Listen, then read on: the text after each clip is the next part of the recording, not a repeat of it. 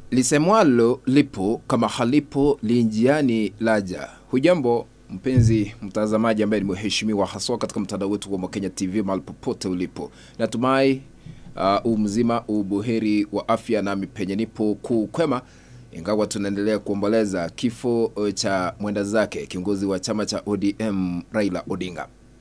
Siku ya leo ilikuwa siku ya Jumapili, siku ya mwisho kuzungumzia mambo ya maziko kuhusiana na kiongozi Raila Odinga.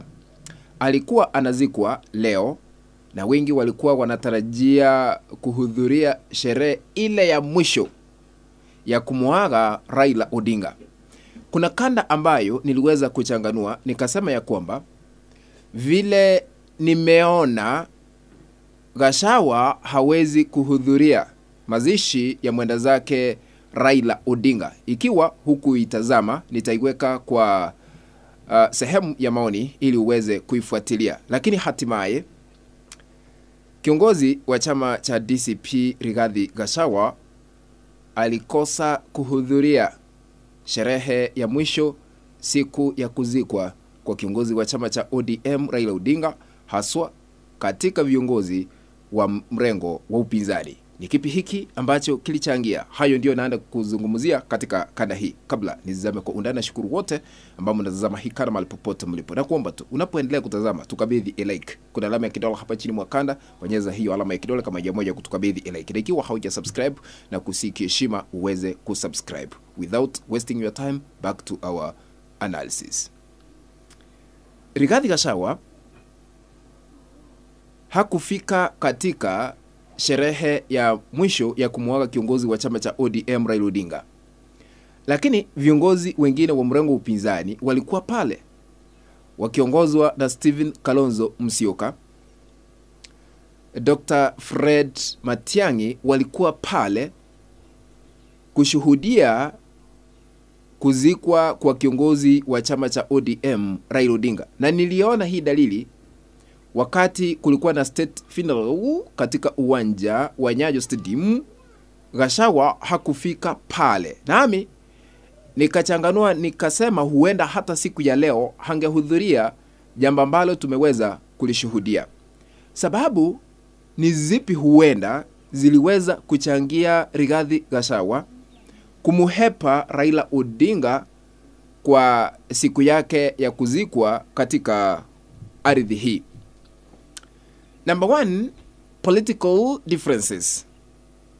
Wakati Rigathi Gachagua alikuwa anazungumzia mambo ya kiongozi wa chama cha ODM baada ya yeye kuingia katika serikali jumuishi, Raila Odinga yeye mwenyewe aliweza kufutilia mbali matamshi ya Rigathi Gachagua, akasema ni mkabila, akasema mambo ya Wamunyoro ni sarakasi. Tusikize what Raila Odinga had said before he died.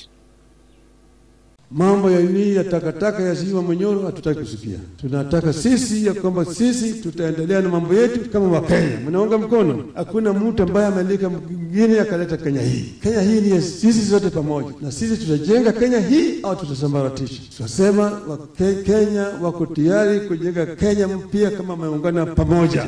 Umesikiza sauti ya Raila Odinga vile aliweza kuonya Rigathi Gachagua na masuala ya kuunganisha Wakenya akitumia eneo la Wamunyoro.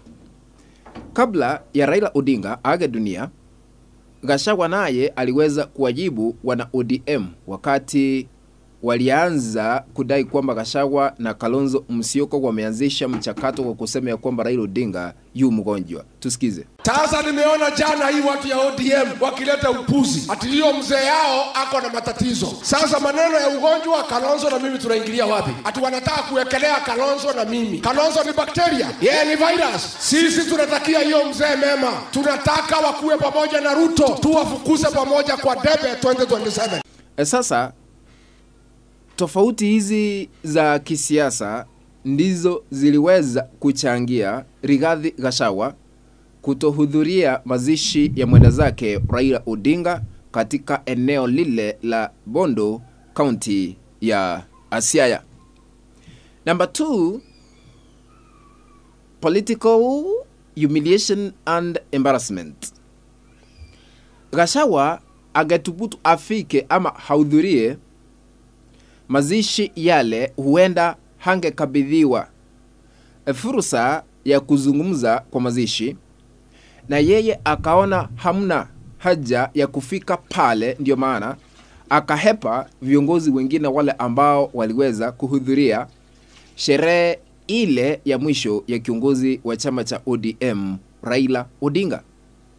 Na wabunge ni wengi ambao waliweza kufika kwa mazishi yale, lakini wengi hawakukabidhiwa nafasi ya kipekee kuzungumza, ila tu mwenyekiti wa chama cha ODM Gladys Wanga alipokabidhiwa kipaza sauti aliweza kuwataja tu kwa majina.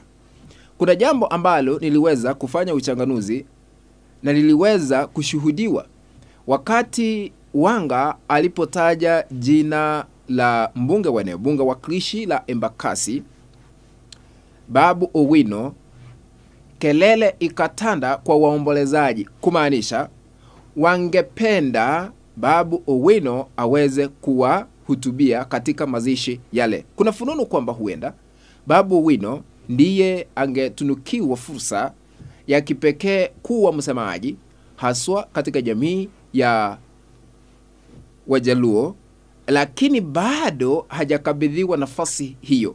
Je, unaunga mkono Babu Owino kuvaa viatu na kufuata nyayo za Raila Odinga kuwa msemaji katika jamii ya Wajaluo?